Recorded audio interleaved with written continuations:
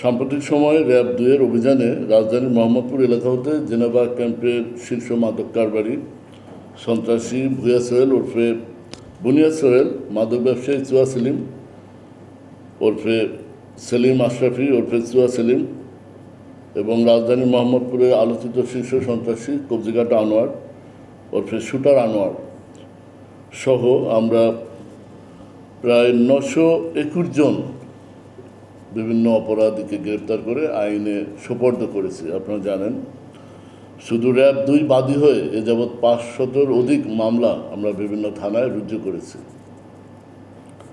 ৫ August পরবর্তী সময়ে আপনারা জানেন এ যাবৎ ৭৭টি বিদেশি পিস্তল আমরা উদ্ধার করেছি, যার মধ্যে ৫ আগস্ট সময়ে থানা থেকে লুণ্ঠিত অস্ত্রও রয়েছে। প্রায় ১৫০০ রাউন্ড এই সকল অস্ত্রের গুলি আমরা উদ্ধার করে থানায় জমা দিয়েছি এবং যে সকল আসামিদের হেফাজতে অবৈধভাবে সকল অস্ত্র পাওয়া গিয়েছে তাদের বিরুদ্ধে অস্ত্র আইন সহ আইনগত ব্যবস্থা আমরা গ্রহণ করেছি এবং বিজ্ঞ আদালতের বিচারার্থে আমরা সোপর্দ করেছি।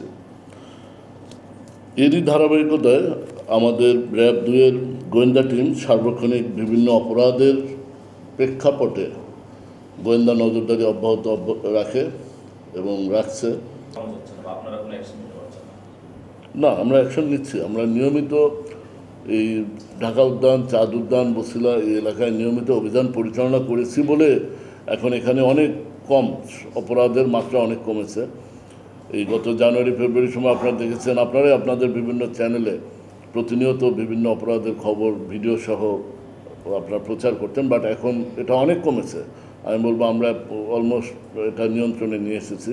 হ্যাঁ, তারপরেও বিচ্ছিন্ন যেটা ঘটনা ঘটছে এটার ব্যাপারে আমরা সচেতন আছি এবং যেই অপরাধ করুক আমরা তাকে আইনের আওতায় নিয়ে এসেছি।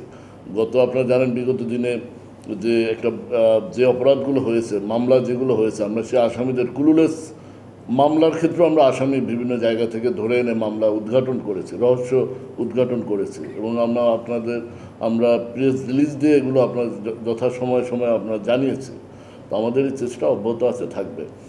আর এখানে অপরাধ বৃদ্ধির যে বিষয়টা বললেন, আসলে এই ঢাকা উদ্যান, চাঁদ উদ্যান এই এলাকাটার পাশে বুড়িগঙ্গা নদী বেষ্টিত হওয়াতে এবং জনবসতিপূর্ণ হওয়াতে আপনার খুব সহজে অপরাধ করে অল্প সময়ের মধ্যে পালিয়ে বা পালিয়ে যাওয়ার সুযোগ বা থাকার কারণে এরা এই অপরাধে উৎসাহিত বা অপরাধ বারবার করছে।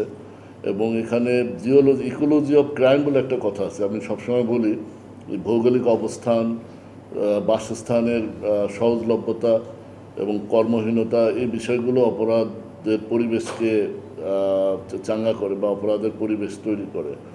তো এই ঢাকা মহানগরীর এই সর্বপশ্চিমের এই অঞ্চলটা আপনার নদী বেষ্টিত এবং ২-৩টা থানার সীমান্তবর্তী হওয়াতে এবং যোগাযোগ ব্যবস্থা ভালো হওয়াতে দেখা যাচ্ছে অপরাধ করে খুব অল্প সময়ের মধ্যে তারা মহানগরীর বাইরে গিয়ে আশ্রয় গ্রহণ করছে, একটা এরিয়া থেকে আরেকটা এরিয়া চলে যাচ্ছে।